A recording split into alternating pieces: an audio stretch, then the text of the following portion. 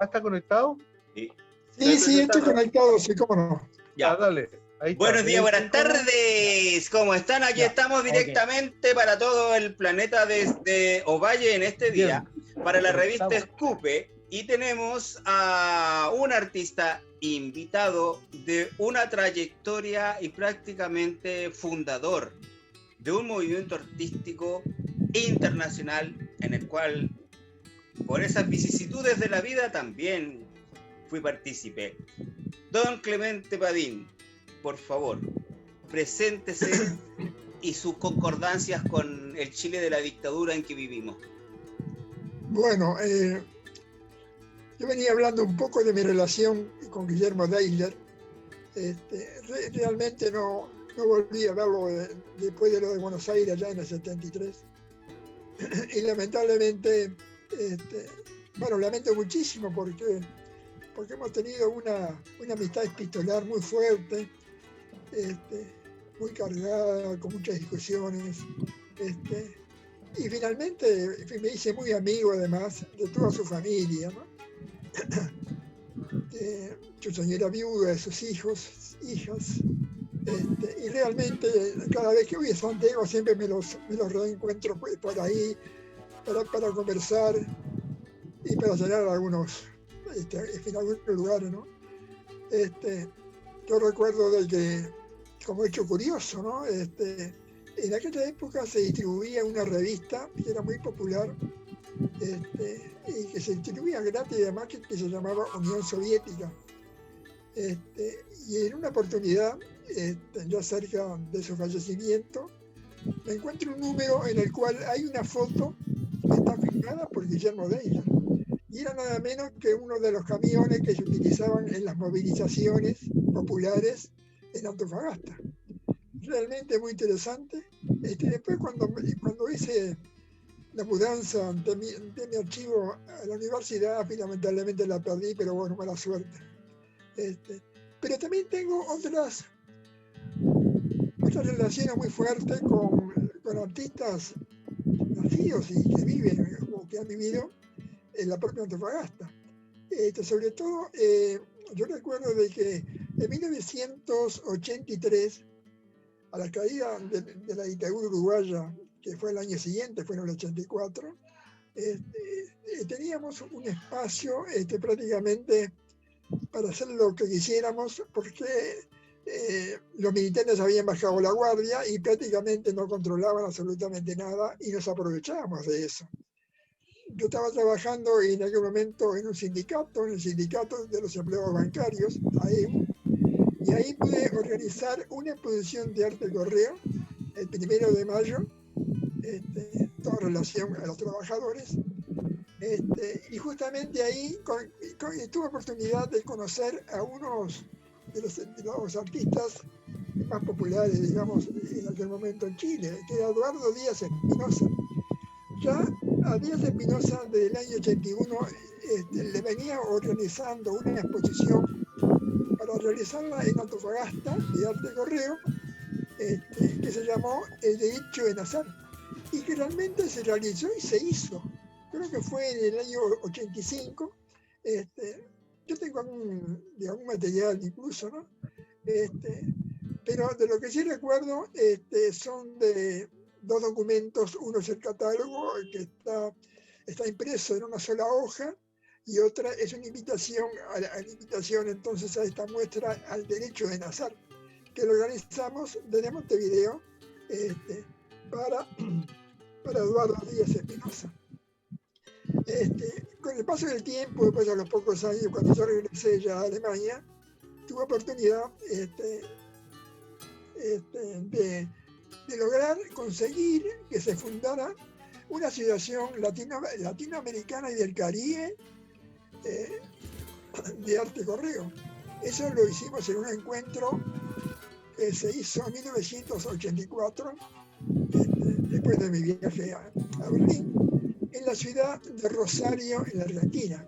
Ahí convocamos a todos los artistas que estaban participando, que eran todos cultores del arte correo, e invitamos también a un escribano para que firmara, para que redactara y para que firmara entonces los estatutos, lo que se conoció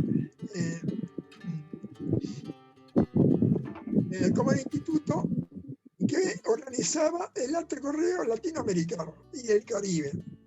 Ahí en muy poco tiempo tuvimos muchas adhesiones y prácticamente funcionó un par de años hasta que con el paso del tiempo fue desapareciendo y prácticamente ahora no es más que un sello de correo que lo conservo.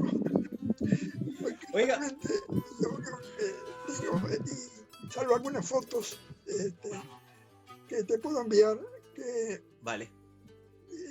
Con el documento, digamos, que no sé muy bien hasta dónde quedó, debe haber quedado ya en Rosario, con Graciela Gutiérrez Mars, y los artistas argentinos de aquella época. Bueno, todo ese material te lo voy a enviar vía email, entonces, cuando finalice esto, lo haré con muchísimo gusto. Claro. Pero disculpe, don Clemente. El primer hecho que hubo que afrontar como institución fue justamente un acto arbitrario de la dictadura de Pinochet, que envió al hijo de Eduardo Díaz Espinosa al otro extremo del país, del calor de Antofagasta, los fríos de los montes del sur. Y realmente hicimos toda una campaña mundial, inclusive juntando firmas para que de alguna manera se le permitiera regresar a su lugar de origen, o sea, vino a Antofagasta. Cosa que ocurrió y cosa que también aprovechó este muchacho para irse de Chile, y inmediatamente vino a mi casa, donde lo tuve como 2 o 3 meses, hasta que se volvió a ir y después no lo volví a ver nunca más. Qué época interesante, pero no fue la única. Hubieron varios requisitorios más importantes que hicimos en relación, por ejemplo, a otros artistas latinoamericanos. Inclusive se están quedando sin luz por ahí. ¿Qué pasa? No, estamos escuchando, Clemente, estamos escuchándote. Igual, ¿sabes qué? Me gustaría hacerte una consulta para darle un pie a esto. Estamos hablando de lo que es el arte correo, pero actualmente ni siquiera la gente sabe lo que es el correo, el correo postal. Sería bueno que nos contaras cómo fue que nace entre ustedes ese contacto, o sea, cómo fue que nace la visión esta de hacer arte correo. Porque arte correo se le llamó después. Sí. Realmente es un movimiento norteamericano de los años 60, nace aproximadamente a mediados, en base al trabajo de un artista del Fluxusar, Ray Johnson. Él se decía que era un haragán y que por lo tanto estaba inventando formas artísticas que justamente no lo obligaran a hacer arte. Y se le ocurrió hacer, de enviarle a sus amigos una obra sin terminar suya, para que la completaran y para que la mandaran a cierto lugar en la ciudad de Nueva York antes de tal fecha o en tal fecha. En esa fecha todos estaban convocados a una reunión, a una presentación pública de esas obras que ellos habían reenviado, que tenía como base una obrita o obra pequeña de Ray Johnson. Ese es el comienzo de lo que se llamó el arte correo. Pero claro, era restricta solamente para la ciudad de Nueva York.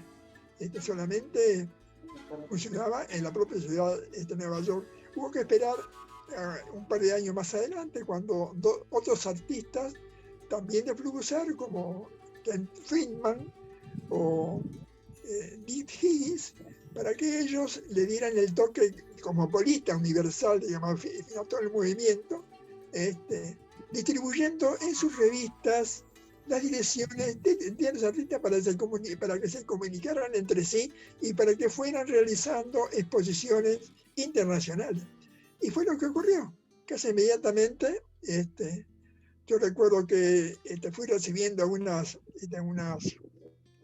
publicaciones de Higgins, y ahí me fui encontrando con algunas direcciones de latinoamericanos, muy pocas, Antonio Vigo, Baylor, Lamas Ugaz, que es chileno y que estuvo exiliado muchísimos años ya en Venezuela y que falleció allá. Además no tiene su familia acá, bueno, acá no, allá en Chile. Y realmente entonces fue de esa manera como que nos encontramos en el espacio aéreo postal, ¿verdad? Lo que más adelante fuimos conformando el meollo de toda la agrupación de teatro postal latinoamericana. En esencia, no se trata de una corriente artística nueva, a la manera del surrealismo o del realismo o del constructivismo, nada de eso, sino que se trata de un nuevo formato. Y es un formato para transportar y para transmitir las obras. Don Clemente, hay una periodista que usted le entrevistó, Carla Escobar, y al cual le hace a usted una pregunta sobre poetas mujeres. Nombra a 5 escritoras mujeres y curiosamente nos llama la atención que no nombre a Juana de Ibarburu. ¿Se recuerda? Juana de Ibarburu. Sí, porque nombra a Dixon, a Dick Dickinson, a Gabriela Mistral, a ellas, pero no nombra a Juana de Ibarburu. Bueno, ella fue, sí, prácticamente no se la nombra. Ella fue considerada Juana de América, que fue una distinción ese nombre. Casualmente estoy viviendo acá en Montevideo a unas 7 u 8 cuadras de donde ella vivía, que hoy día es un museo, que tiene parte de su obra, pero prácticamente no se la considera, digamos, muy actual, digamos, ¿no? Bueno, y prácticamente todo ese periodo, los años 30 del siglo pasado, prácticamente no se los tiene en cuenta para nada. Hubo un periodo muy fuerte de revisión allá en los años 70, en lo cual se consideró a la obra de estos señores y señoras de los años 30, y fueron considerados críticamente muy fuertemente, ¿no? Pero después, poco a poco, el interés fue decayendo y no se tienen en cuenta para nada hoy día, ¿no? Cosa que por otra parte no es justo, porque tiene poemas muy buenos. Sí. Debo admitirlo, ¿no? Sí. Don Clemente, la poesía visual, ¿podría usted explicarnos más o menos qué es o de qué se trata la poesía visual? Bueno, con muchísimo gusto. Como ustedes saben, la poesía tiene como hecho esencial, ¿verdad?, que se manifiesta a través de la verbalidad del lenguaje humano. El verbo, la palabra, ¿verdad?, es prácticamente el 97-98% de todo lo que se ha escrito o creado como poesía, es poesía verbal. O, dicho de una manera muy peyorativa, un tipo de poesía versificada. Pero también el lenguaje verbal tiene filiaciones propias para otros espacios, como por ejemplo la visualidad, que no se vale de la verbalidad para nada, salvo unos muchos siglos de que trabajaron juntos en lo que se conformó en llamar como la poesía de modelos, o el Carmina Figurata romano, digamos, ¿no?, del siglo III a.C. hasta ahí, digamos, hasta Mallarmé a fines del siglo XIX. Ahí prácticamente hubo una juxtaposición en las dos dimensiones, la verbalidad y la visualidad, en la cual la verbalidad era la dueña y patrona. Ella era la que mandaba todo, la suerte del contenido pasaba por sus manos. Y la visualidad era algo así como una sirvienta que estaba al servicio de la verbalidad para apoyarla en sus significados. Cuando aparece Mallarmé, entonces, prácticamente la visualidad retoma su función primigenia de ente comunicante, y se puede trabajar junto con la verbalidad y dan origen al poema visual moderno. Hasta el siglo XIX, hasta fin del siglo XIX, prácticamente la poesía visual o ese poema de modelos o ese Carmina Figurata era ni más ni menos que prácticamente, si tú quitabas todo lo que puede ser considerado como visualidad y dejas el contenido, prácticamente no hay pérdida de contenidos. Y prácticamente entonces como que la visualidad no jugaba ningún tipo de papel importante en cuanto a destacar el significado de algo. Bastaba con la propia palabra. Pese a que tú lo pusieras en copas, en triángulos, en rombos, u otras cosas, ¿verdad?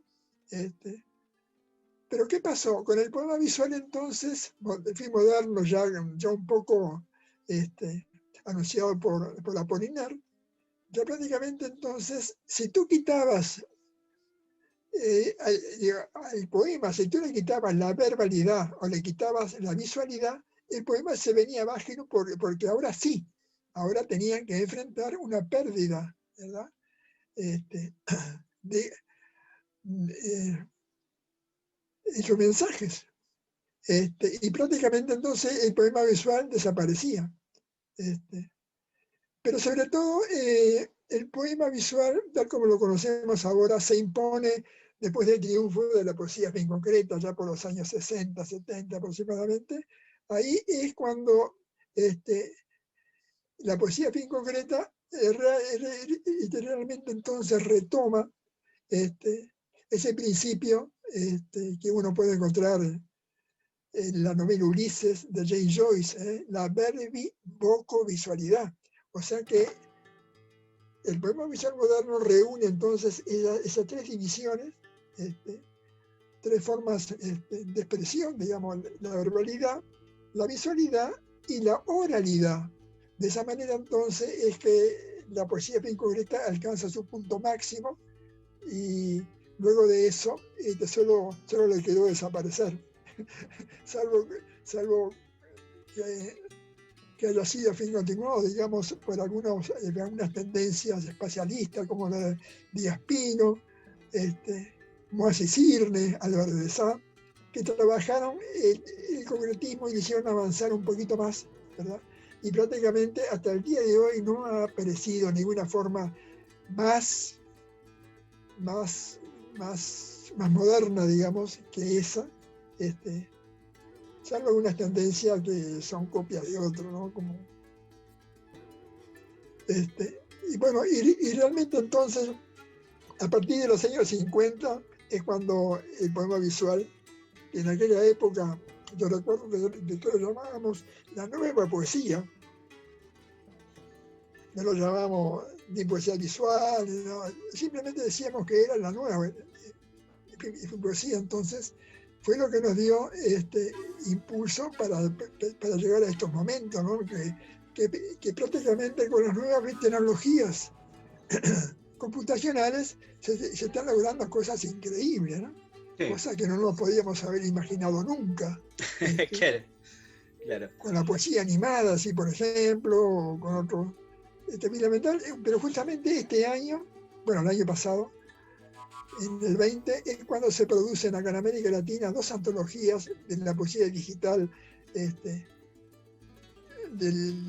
la poesía experimental, de que prácticamente reúne todas las obras que se fueron creando con ese soporte tecnológico. Oh, interesante.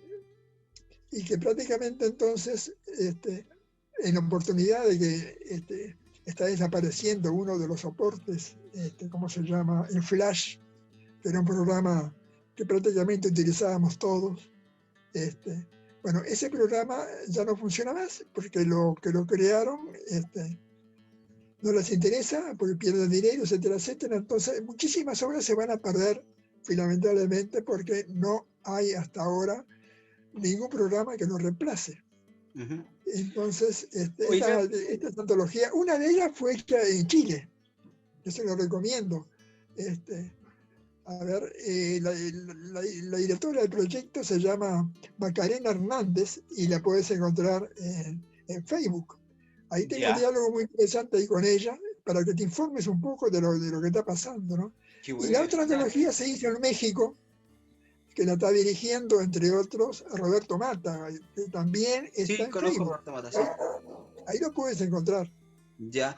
Oiga, Clemente, está también, hay algo que a mí siempre me llamó la atención, que fue en Uruguay, sale una revista de, a ver, de los abstractos geométricos, el círculo cuadrado. Después, Claro, sí, sí, de después Torres vienen García. otras revistas. ¿Usted podría más o menos como dar una pincelada con relación a ese tipo de revistas? Está Bueno, Ovum, que también no fue de estoy, Uruguay. no estoy muy, muy, muy informado, ¿no? Con respecto a eso, porque eso era, para mí este era un tema que no me interesaba mucho porque era pintura, y a mí la pintura nunca me interesó, a mí lo que me Ah, ya, interesó fue la ya. poesía, Ya, no, sí. realmente, ¿no? Pero yo Pero sé que hay material que te puedo ustedes decir crearon.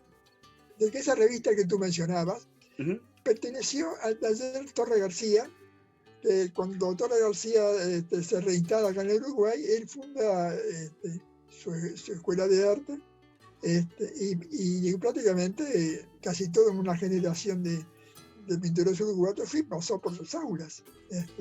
Y aún tienen una fuerza enorme, incluso como contenido, digamos, ¿no? Como idea del arte, aún sigue vigente, ¿no? Prácticamente, y controlan, quieras que no, digo, todo lo que es el mercado del arte uruguayo, las ventas, las galerías, las páginas de arte, etcétera, etcétera, ¿no? Ah, ya. Incluso tiene muchísima influencia en lo que es los museos del arte de Uruguay.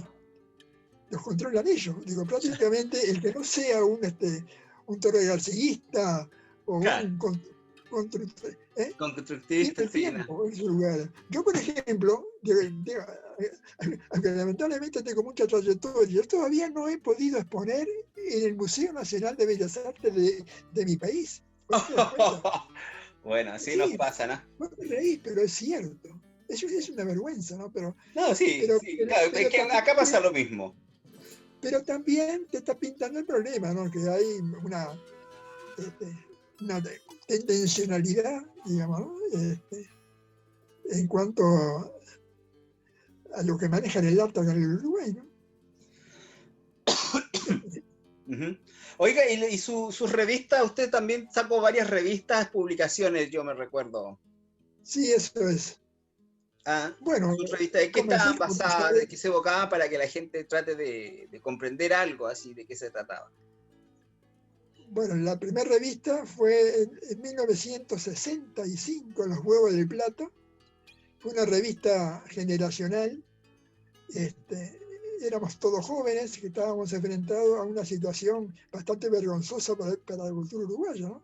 Porque la generación prevaleciente en aquel momento, que era una generación, bajo un punto de vista cultural, que era fantástica, como la generación del 45, con grandes escritores, Mario Benedetti, Juan Carlos Sonetti, Ángel Rama, críticos muy importantes, pero eran dueños de prácticamente todo, las páginas literarias, las librerías, los museos, yo qué sé, eran dueños de todo. Y la gente joven, o sea, nosotros que veníamos detrás, no teníamos manera de poder difundir nuestra obra. Entonces inventamos esta revista que duró 3 años, 17 números, hasta que cumplimos con nuestra misión, que era darnos a conocer. Y una vez que logramos eso, ya la revista no fue necesaria. Pero de paso aprovechamos y difundimos una serie de contenido que esa generación del 45, que era completamente realista, nunca iba a osar difundir, ¿no? Como por ejemplo el estructuralismo francés, o la poesía experimental, o simplemente fue la poesía beatnik norteamericana. Realmente entonces fuimos cumpliendo ese papel que nos encomendó la evolución de las artes, entre Sí, comillas. sí, sí, sí. Claro. Y cuando eso ocurrió entonces, mueren los Huevos de Plata, y en mi caso saco otra revista que sí estaba un poco más al día con lo que venía haciendo a nivel internacional, que era la poesía experimental, que se llamó Ovum 10. Oh. Bueno, esa revista, pues más adelante, cuando cayó la dictadura, duró solamente 10 números, pero fueron suficientes para dar a conocer mi posición respecto al arte. Y bajo la dictadura me vi la necesidad de contar con otro medio de información y saqué una segunda época de Homo, que hice una revista cooperativa porque le pedí a todos mis amigos de que me mandaran 500 hojas con una sola obra, y yo acá en Montevideo iba recibiendo los paquetes e iba armando los números, y le ponía un par de ganchos, un par de tapas y ya estaba pronto el número, ¿no? Prácticamente me salían gratis. No tuve problemas con los militares porque había un convenio internacional que había sido firmado por Uruguay y que protegía, digamos, a los receptores y todo eso, ¿no? Bueno, pues más adelante, ya con la vuelta ya de la dictadura, ya en el 84, cuando regresé de Alemania, que traía dinero fresquito, ahí saqué otra revista que la puse ahí para servicio, de la Asociación de Arte Correo Latinoamericana y del Caribe, que se llamó Participación. Ahí traigo mucha información sobre algunos artistas chilenos, sobre todo con las andanzas de la gente de Antofagasta, y cuál es mi comento. Después te voy a mandar algunos ejemplares porque está escaneado. Y después más adelante, ya prácticamente al final del siglo XX, sacó una revista en la cual también, que era cooperativa, en la cual pido a mis amigos de que me envíen 100 artiestán, o sea, sellos de correo apócrifos, y con eso fui armando números y lo fui distribuyendo entonces de esa manera. Y después ya dejé de armar revistas. Ya.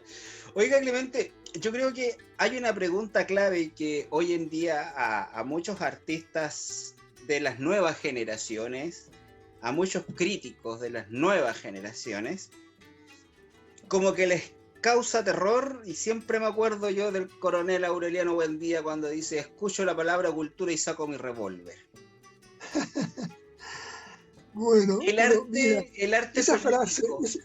frase creo que la dijo antes, creo, cuando todo este movimiento previo a la Segunda Guerra Mundial, dentro de la política, Hitler estuvo presidiendo, era canciller del 33 aproximadamente, hasta que comenzó la guerra en el 39. Él tenía un ministro de la información, que ¿cómo se llamaba este hombre? Muy conocido. El Goebbels. Bueno, fue quien dijo eso: cuando escucho la palabra cultura, llevo la mano al revólver. Y bueno, y lo toma entonces para 100 años de soledad García Márquez. Puede ser, sí. Sí, puede que sí, porque mire qué curioso. Ya, aquí vamos. ¿El arte debe ser político? ¿O cómo podría definirse, o que se le puede llamar arte político al arte en sí? Bueno, pero es una falsa pregunta, porque realmente, mírenlos como lo mires, todo arte es político y no político a la vez. Realmente, como tú sabes, está todo muy implicado, y prácticamente lo que tú puedas decir de algo, sobre algo, está, digamos, implicado, pero de una manera tan laxa de que se puede abrir un abanico entre la máxima aproximación a la más lejana aproximación, ¿verdad? O sea, de que, y si viene en ese sentido, entonces no podemos hablar de arte político.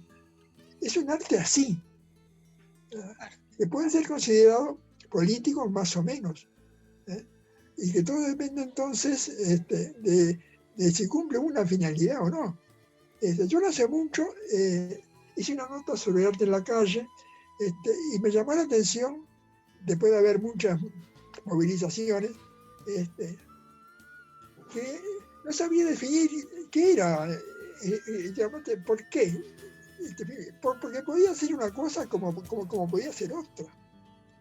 Por ejemplo, Allá en Buenos Aires recuerdo que me topé con un movimiento que venía avanzando por las 4 calles que en fin, convergían en el centro, ¿verdad? Y iban prácticamente todas vestidas de celeste y blanco, ¿no? Pero miraba hacia un lado y tenía todos los tintes de que iban a hacer un acto político. Una porque, en fin, traía candidato, porque traía bandera, porque traía himno, porque traía un tablado incluso y todo eso, ¿eh? Pero mirabas hacia el otro lado y te encontrabas con que habían reclamaciones de tipo social, feministas. Y yo las miraba y decía, pero ¿cuál es quién? ¿Cuál es política y cuál es feminista o social, como quieras llamarlo? Miraba hacia la otra cuadra y también veía gente avanzando todo de azul y blanco, ¿verdad? Pero que tenía todas las características de ir a realizar un encuentro artístico festival. Sí, por ejemplo, ¿por qué? Porque llevaba gente bailando, porque habían escuchas, había gente disfrazada, etcétera, etcétera, y todo eso. Entonces, hoy día no podemos saber de qué estamos hablando cuando hablamos de arte. Es social, es político, es artístico, es religioso, es todo eso, ¿verdad? Y dialécticamente entonces una tendencia toma, digamos, la mayor parte de lo que va a ocurrir, ¿verdad? Y prácticamente por determinación propia impone su nombre. Bueno, esto es político, ¿por qué? ¿Por qué? Porque tiene un tablado por esto, por lo otro, porque hay candidatos, hay música, hay banderas, hay gente con tambores y todo eso. Entonces, evidentemente, esa otra posesión, digamos, tiene evidentemente elementos artísticos, pero están subsumidos por la determinación de lo político.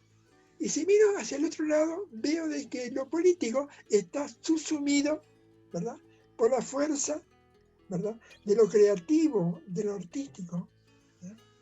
Y si miro para atrás, veo otro grupo religioso que también es político, es artístico, porque tiene disfraces, visten bien, están ordenados, etcétera, etcétera, cantan, digo, o sea que las 4 corrientes que se están enfrentando utilizan prácticamente los mismos medios, pero se determinan de acuerdo a lo que propone determinantemente. ¿Qué determinantemente qué es? Es la que se impone como la fuerza. En este grupo, lo político acá enfrente, lo artístico, atrás mío, lo religioso, adelante, yo qué sé. Ya. Etcétera, etcétera. O sea, de que no es tan fácil decir si es político o no es político. Es lo mismo cuando uno habla de buena o mala suerte. Ajá. No hay. Claro, no hay, claro, que lo que es bueno para uno es malo para otro. Simplemente. Ya. Que favorece a uno y que perjudica a otro, o viceversa. Oiga, la performance, o sea, yo desconocía la performance que usted realizaba, yo sabía que hacía, entre comillas, acciones callejeras en la época de las dictaduras, pero ahora ya me encuentro con la palabra performance y he visto performance de usted en la red. ¿Cómo es eso de la performance? Bueno, ¿cómo lo manifiesta usted? ¿A qué se debe? Mira, hay una razón muy sencilla, que tengo 81 años y que prácticamente estoy lleno de achaques. Uno de ellos es, por ejemplo, yo me agacho y me desmayo. ¿Te parece que puedo hacer performance? No puedo. Ya. Tengo problemas de artrosis con los hombros, prácticamente no los puedo mover. Estoy medio ciego, veo muy mal. No puedo hacer más performance. Ya, pero usted hizo mucha performance, sí. Puedo comentar, puedo hablar, he hecho pero montones de performance en todas partes del mundo, como te podrás imaginar, ¿no? Y la última incluso la hice hace unos 3 años atrás, que fue una performance sobre los desaparecidos políticos acá en el Uruguay. Prácticamente eso fue lo último que hice.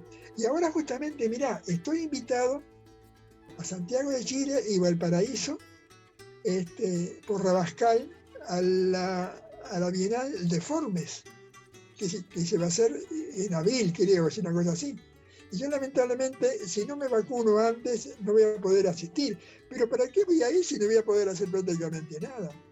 Y de repente para hablar simplemente, que es lo único que puedo hacer, me siento y hablo. Claro, pero igual sí, pues podría ir enseñarle a la gente, a las nuevas generaciones. Yo me recuerdo que una vez leí que Eduardo me contó, yo no sabía lo de las performances, que Eduardo Díaz me contó que usted, me contó, porque él, yo no sé dónde leyó, que usted parece que le contó, que había hecho una performance con un mapa de América y con banderas. Y que sí, había sí. puesto las... En Santiago la hice. Ah, la hizo en Santiago, y que después le prendió fuego y la gente no haya... Esa no. Sí. Eso se llamó América es una. Y lo puedes encontrar en YouTube. Está en YouTube, por lo menos hay como 20 videos míos. Ya, sí. Sí, vi a que ver, tiene bastante material. Rogelio, dígame. Rogelio, chiquitito, don Clemente, lo importante, yo creo que no hay que por qué hacer una performance o una actividad cultural y obligarse a hacer eso. Lo importante es que usted transmita la experiencia. Claro. Yo creo que debería ir a esa actividad y transmitir la experiencia, que es re importante, tal como lo está haciendo ahora con nosotros. Clemente, le vamos a enviar una película que se llama Sánscrito, que la editó Alejandro, uno de nuestros entrevistadores, y me gusto. Y es de Rubén Aguilera. Se me olvidan los nombres, por eso la dictadura uno queda con eso en la mente, ¿no? De no guardar tus nombres de las personas.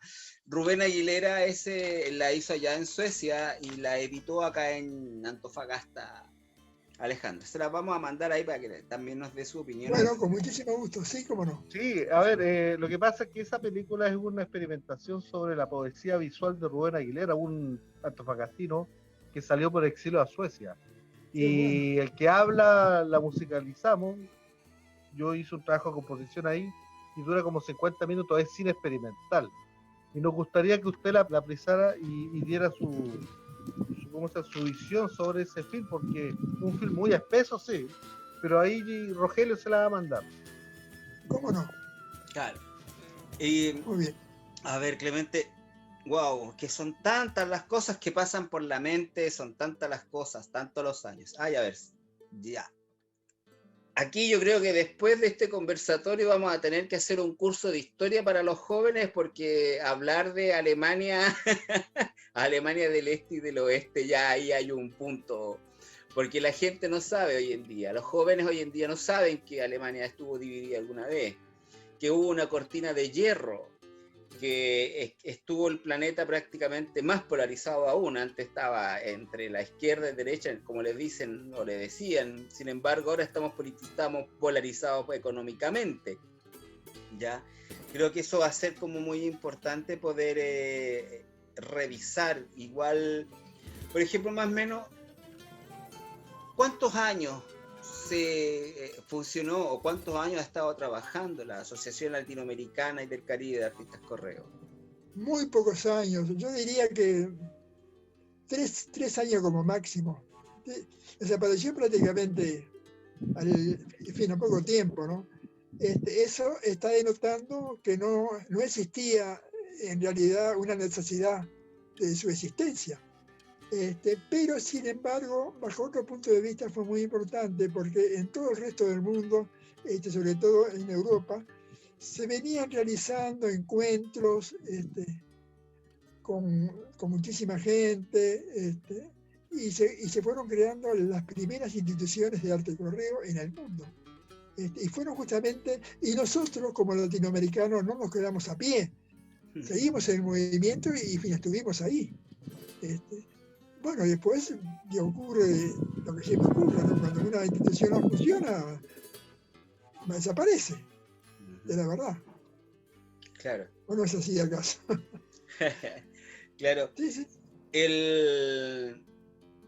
Bueno, la relación con Chile ya la tenemos clara.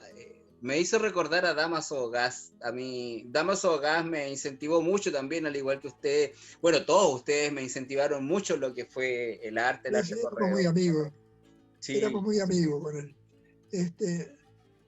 Yo no sé si ustedes conocen el motivo por el cual él decidió exiliarse allá en Caracas, en Venezuela. No. Era un gran artista, ojo.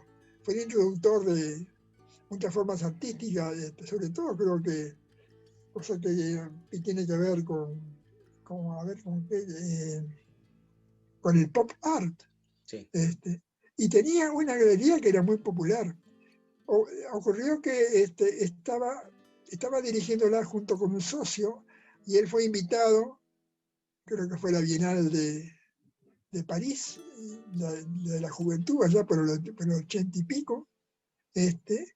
Y cuando regresaba, se entera de que la CIA se había prácticamente apoderado de la dirección de la galería y había expuesto a casi todos los jóvenes que se conocían, para de esa manera entonces llevarlos bajo sus aguas, y ordenarlos como suyos. Y de esa manera entonces él se sintió tan avergonzado que no quiso volver a su patria. Y se quedó, y allá justamente había un movimiento muy interesante que era el Techo de la Ballena, que era de poesía experimental además, y como él también coincidía en algunos aspectos, inmediatamente entró a formar parte de ese movimiento y a sacar sus propias publicaciones. Sí, Como no me acuerdo la Pata de Palo. Y otras. La Pata de Palo, me acuerdo yo, ahí publiqué varias cosas. Sí, claro. Varias más. Y prácticamente él tuvo oportunidad de volver a Chile, pero no quiso de ninguna manera. Fíjense ustedes que fue muy fuerte, digamos, eso, ¿no? Ver cómo el fruto de todo su trabajo se lo llevaba a la CIA. Qué terrible. Eso fue el 73, ¿no? Claro. Sí, claro. Y bueno, y su propia familia aún hoy está dividida entre Caracas y Santiago. Una de las primeras hijas, que ya había nacido cuando él viaja a París, creo que es arquitecta ahora y que sigue viviendo en Santiago. Pero hay otras hijas que están en Caracas, que no sé muy bien si una de ellas ya se repatrió o qué le pasó o qué están haciendo los otros hijos. Pero es muy doloroso ver que pasen cosas así, ¿no? Realmente. Claro.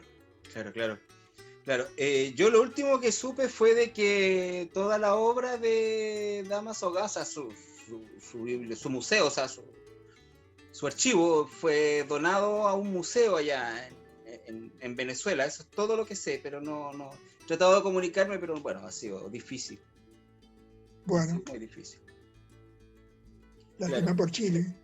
Sí, no, bueno, es que este país ha perdido mucho, o sea, la dictadura militar de Pinochet hizo muchos desastres y estas otras dictaduras que hemos tenido, o las democraturas, como le llamaba Galeano, han sido muy fuertes. Acá en Chile ya se notó ese cambio político, social y reventó acá. O sea, reventó a tal extremo que me reanimé a sacar la Scupe 30 años después. O sea, bajo las mismas circunstancias que estábamos en dictadura y ahora la Scupe nuevamente salió, pero ya en formato PDF. Así que ahí es como mucho más tranquilo. Muy bien. Se está acabando el tiempo. Muy bien, Clemente. Un gusto, un placer, maestro, estar con ustedes. El gusto ha sido mío y quedo completamente a las órdenes para algún otro encuentro. Lo podríamos hacer un poco antes para que podamos hablar un poco más. Claro. Y para que puedas grabar incluso, ¿no? Sí, sí estoy grabando y bueno, hay que grabar más. Porque... Y a nuestro amigo Alejandro. Claro. Sí, don Clemente, muchas gracias por esta invitación. Quedo completamente a sus órdenes. Y contar con su experiencia porque nos une el arte y su experiencia. Por si llegan a viajar a Montevideo, avísenme, por favor. Ahí vamos a llegar a tomarnos un mate. Un placer, don Clemente. Adiós, que pasen muy bien. Conocerlo. Un gusto. Que estén muy bien. Chao. Chaito. Adiós. Chao, chao.